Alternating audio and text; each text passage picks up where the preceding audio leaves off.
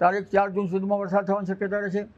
રોહિણી નક્ષત્રનો વરસાદ ભારે પવન ગાજવીજ સાથે થવાની શક્યતા રહે અને સખ્ત પવનના તોફાનો રહેશે. મૃગશીર નક્ષત્રમાં 7-8 જૂનમાં વરસાદ થાય, તદ ભાગોમાં સારો વરસાદ થાય તો અતિવૃષ્ટિની શક્યતા રહે. ચોમાસું ક્યાંક આસપાસ છે અને ચોમાસું જ્યારે આસપાસ હોય તો પહેલી દસ્તકે પ્રી મોન્સૂન એક્ટિવિટીની હોય અને એના ભાગરૂપે ગુજરાતના અનેક વિસ્તારોમાં વરસાદની શરૂઆત થઈ ગઈ છે. અમે જ્યારે અત્યારે શૂટ કરી રહ્યા છીએ ત્યારે સૌરાષ્ટ્રના અનેક ભાગો એવા છે કે જ્યાં ભારે પવન સાથે વરસાદ પડી રહ્યો છે. અંબાલાલ પટેલની આગાહી પ્રમાણે ગુજરાતમાં હજી આજે આખું અઠવાડિયું છે એ આખા અઠવાડિયામાં ગાજવીજ સાથે કડાકા ભડાકા સાથે વરસાદ પડવાની સંભાવના છે. અનેક વિસ્તારોએ સાવધાન રહેવાનું છે. દરિયાકાંઠામાં રહેતા લોકોએ સાવધાન રહેવાનું છે.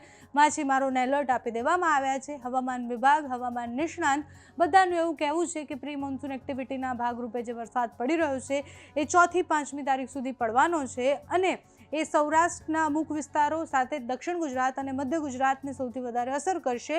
કયા કયા વિસ્તારોએ સાવધાન રહેવાનું છે, ક્યાં ભારે વરસાદ ગાજવીજ સાથે પડવાનો છે, તે અંબાલાલ પટેલની આગાહી સાંભળો.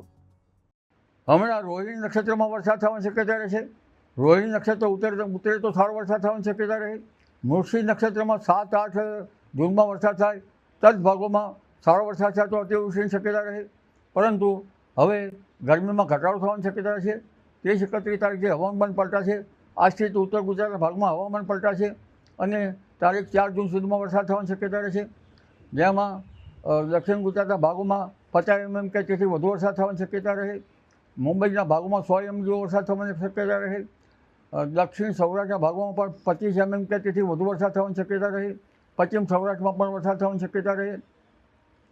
ઉત્તર સૌરાષ્ટ્રમાં વરસાદ થવાની શક્યતા રહે અને ઉત્તર ગુજરાતના કેટલાક ભાગમાં વરસાદ થવાની શક્યતા રહે.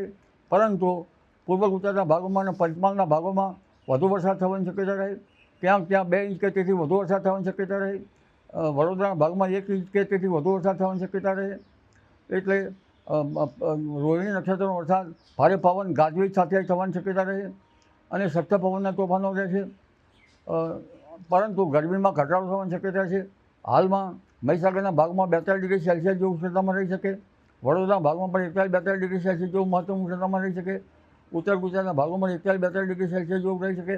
અન્ય ભાગમાં ઉષ્ણતામાન રહી શકે પણ તેમાં ધીરે ધીરે 4 થી 5 ડિગ્રીનો ઘટાડો થવાની શક્યતા રહેશે.